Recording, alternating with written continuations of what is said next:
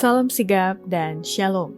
Renungan kita pada hari ini, Jumat 21 Mei 2021, berjudul Dalam Belas Kasihan.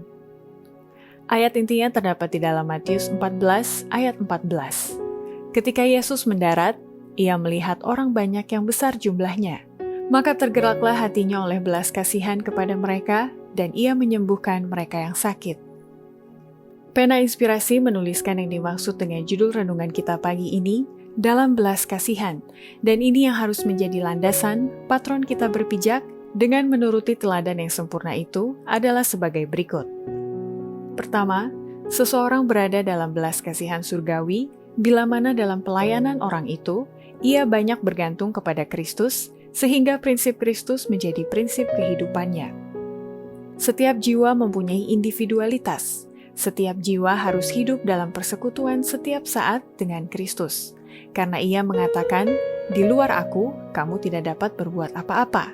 Yohanes 15 ayat 5. Prinsipnya harus menjadi prinsip kita, karena prinsip ini adalah kebenaran kekal, yang dikabarkan dalam kebenaran, kebaikan, belas kasihan, dan kasih.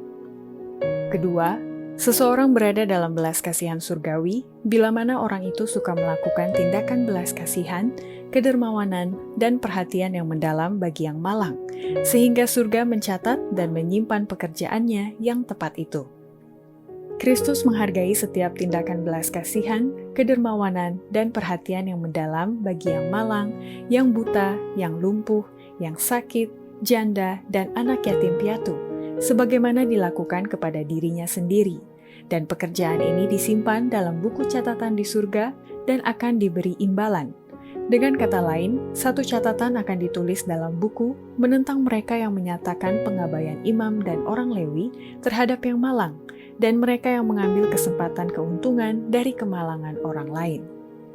Ketiga, seseorang berada dalam belas kasihan surgawi bila mana orang itu bekerja sama dengan Allah dengan tidak mengagungkan diri sendiri dalam melayani dan membantu memenuhi kebutuhan orang lain. Mereka yang bekerja sama dengan Allah menganggap rendah diri mereka sendiri. Mereka tidak sombong, memenuhi kebutuhan sendiri, dan tidak mengagungkan diri sendiri. Mereka tabah, baik hati, penuh belas kasihan, dan buah-buah yang baik. Ambisi manusia mengambil latar belakang mereka. Kebenaran Kristus mendahului mereka, dan kemuliaan Tuhan adalah upah mereka. Keempat, seseorang berada dalam belas kasihan surgawi bila mana orang itu ikut menolong dan merasakan kelemahan manusia dan memberi jamahan yang paling halus dan pesona paling menarik kepada tabiatnya. Dalam menangani sesama kita manusia, kita semua harus mempertimbangkan bahwa mereka juga mempunyai hawa nafsu seperti kita, merasakan kelemahan yang sama, dan menderita pencobaan yang sama. Mereka bersama kita telah berjuang dalam hidup jika mereka mempertahankan integritas mereka. Sopan santun Kristen yang benar mempersatukan dan menyempurnakan baik keadilan maupun kesopanan, dan belas kasihan dan kasih memenuhinya, memberikan jamahan yang paling halus dan pesona paling menarik kepada tabiat. Demikianlah renungan kita pada hari ini. Kiranya Tuhan memberkati kita semua.